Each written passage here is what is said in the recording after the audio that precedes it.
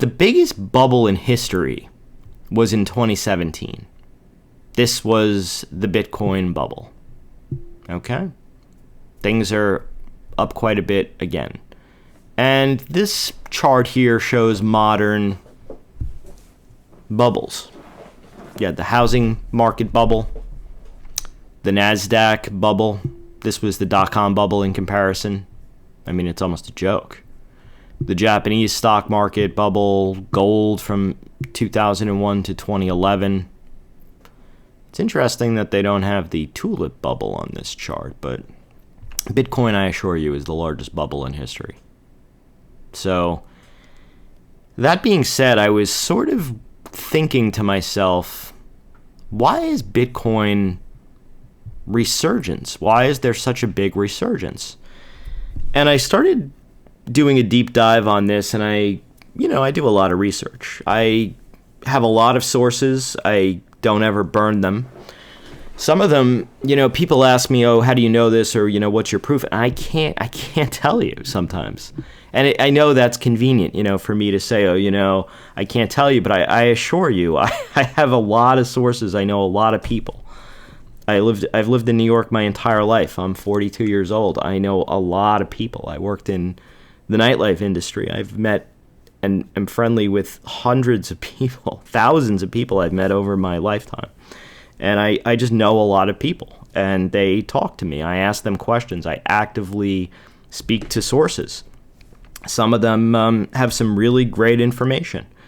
And this one I did mostly with internet searching and a little chatting here and there. So let me run you through my slide. These are, as usual, a work in progress. And I've noticed that, and what I think, this really started now with China, where they're pushing for a government-controlled digital currency. And governments around the world are moving toward digital currencies. And I see that this revolution, and why I think China is now doing what they're doing, and we'll get to that at the very end, but this is sort of like the Gutenberg press. This started the decline of the power in the Vatican in 1440. And whether it's Satoshi Nakamoto or Craig Wright, the CIA, the NSA, whoever created Bitcoin, this could create the decline of central bank power, maybe even government power. Who knows? So that's what I think is potentially going on here. And I think China noticed this, and they were like, we need to step into the breach here. So they've been doing things like lotteries and incentives or benefits. They have all that social score stuff. And they're offering people incentives to download the app. So now you'll have the Chinese digital currency app on your phone, right, in China? So that gives them access, the state, a communist-controlled state, basically to either all or a large part of your money. So what can they do with this? They can track what you buy and sell, and they could shut off your benefits if it's not state-approved. In the United States, we'll get to that a little later, but things that might not be approved: guns, firearms, tobacco, alcohol. What if you stay out too late? Not good for your health. You use too much gasoline. Think about Green New Deal violations. So what can they do to you? They can freeze your account. I should say accounts. They can fine you. They can cut off your benefits if you get Medicare, Medicaid, food stamps, whatever. Maybe you're on unemployment. That would help if I could spell it proper or type properly. Etc. These are serious things. What I'm also curious to see, let's say, and we've heard about this in the news, what if there's negative interest rates, right? What do people do now if there's negative rates? Your bank is going to fine you. basically, to keep your money there. They're charging you. So there's been people who go to cash. They put their money in safes, buy treasuries. But that still could potentially lead to having to have accounts in digital currencies. They buy gold. And I have to tell you, with someone who helped I don't want to say who, actually, because I don't want to put them as a target. They moved a safe full of gold and silver, and I helped them do it. And when they were moving apartments, and I have to tell you, it's very heavy. If you want to go into stuff like that, I mean, clearly a zip drive or having a cryptocurrency account is a lot easier to transport. And if you aren't a cryptocurrency person, what's another good store of wealth that's light to carry? Diamonds? Diamonds, maybe? A lot easier to carry diamonds than it is gold bars.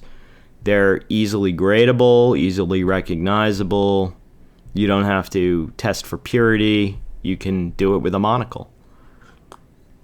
Just don't get caught with fugazis, if you know what I mean. Donnie Brasco lefty style. Make sure you get them appraised.